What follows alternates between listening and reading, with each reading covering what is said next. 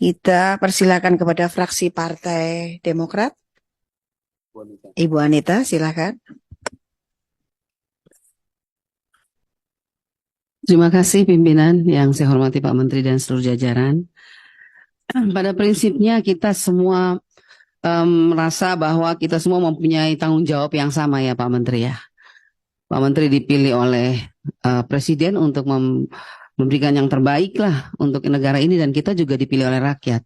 Tapi yang harus saya tekankan siang hari ini dengan apa yang dipaparkan Pak Menteri. Saya hanya ingin mengingatkan saja kepada Pak Menteri dan seluruh eselon, bahkan seluruh dirjen. Ingat bahwa negara kita ini ideologinya itu Pancasila. Jadi ada sila kelima yang namanya keadilan sosial bagi seluruh rakyat Indonesia. Tolong para dirjen setiap kali memberikan anggaran dan program, ingat sila kelima ini. Bahwa keadilan sosial bagi seluruh rakyat Indonesia itu harus dinyatakan di bumi Indonesia. Kita baru saja merayakan 78 Indonesia Merdeka. Tapi sampai hari ini masih banyak teriakan dari daerah 3T mengenai semua program yang Pak Menteri katakan tadi. Yang paling sangat jarak jauhnya itu yaitu digital tadi itu Pak Menteri, platform digital. Kami daerah-daerah 3T yang tidak terdapat, tidak bisa dijangkau oleh internet. Sampai hari ini kami tidak merasakan itu. Ingat itu. Yang kedua, setelah itu saya juga ingin mengatakan kepada Pak Menteri, kalau misalnya tahu daerah-daerah 3T membutuhkan jaringan internet, kerjasama Anda dengan Menkominfo bagaimana? Maksud saya, ayo kita sama-sama komitmen bahwa dalam membangun bangsa dan negara ini, kita ada dasar hukumnya Pancasila. Kita berteriak Pancasila, tapi sila keadilan sosial bagi seluruh rakyat Indonesia tidak pernah ada dalam hati dan nurani kita pada saat kita mau menentukan anggaran untuk Indonesia ini. Saya sangat menyesal sampai hari ini daerah 3T masih sangat jauh dari semua keberhasilan yang tadi dikatakan melebihi target. Lebihnya di daerah mana Pak Menteri? Di daerah-daerah yang baik, tetapi di daerah 3T kurang dan masih kurang. Itu yang saya ingin tekankan. Yang kedua, mengenai guru-guru. Sampai hari ini, guru-guru P3K masih juga menangis. Ada yang sudah diangkat, oke kita bersyukur kepada Tuhan. Tapi ada juga yang masih banyak tidak diangkat. Pertanyaan saya, tahu kalau 3T itu membutuhkan guru-guru sangat banyak. Tapi kenapa pemerintah pusat tidak menganggarkan atau memberikan formasi atau memberikan kuota yang lebih besar kepada daerah 3T? Ini yang saya lihat lebih banyak daerah-daerah yang istilahnya masih bisalah mencukupi. Tapi kalau ini daerah-daerah 3T ini gurunya berteriak semua. Ada yang diangkat kami bersyukur tapi sangat sedikit. Masih banyak yang belum diangkat.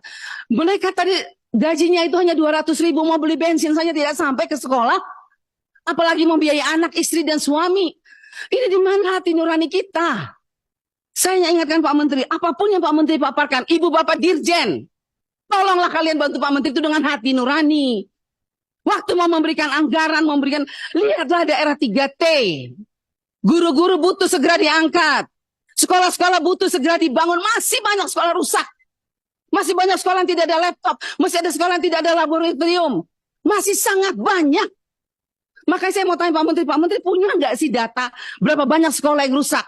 Berapa banyak lagi sekolah yang harus diberikan? Berapa banyak guru yang dibutuhkan sekolah? Anak-anak ini akan bertumbuh terus dengan pendidikan yang tidak baik karena apa? Gurunya tidak sejahtera. Alat-alatnya tidak ada. Pak Menteri mengatakan buku-buku segala macam mana? Nggak ada. Dan terakhir, saya bersyukur ada program Indonesia Pintar dan saya terima kasih sekali. Ada dimulai dari bangsa ini juga sejak 2004 program itu. Sejak Bapak SBY menjadi presiden, program itu diluncurkan di Indonesia. Semua rakyat Indonesia bersyukur. Tetapi mana kita lihat? NTT dan semua provinsi yang 3T yang lainnya. Masih banyak anak miskin yang tidak merasakan itu Pak Menteri. Yang saya heran, kenapa kuota untuk daerah-daerah 3T kok masih sangat dibatasi?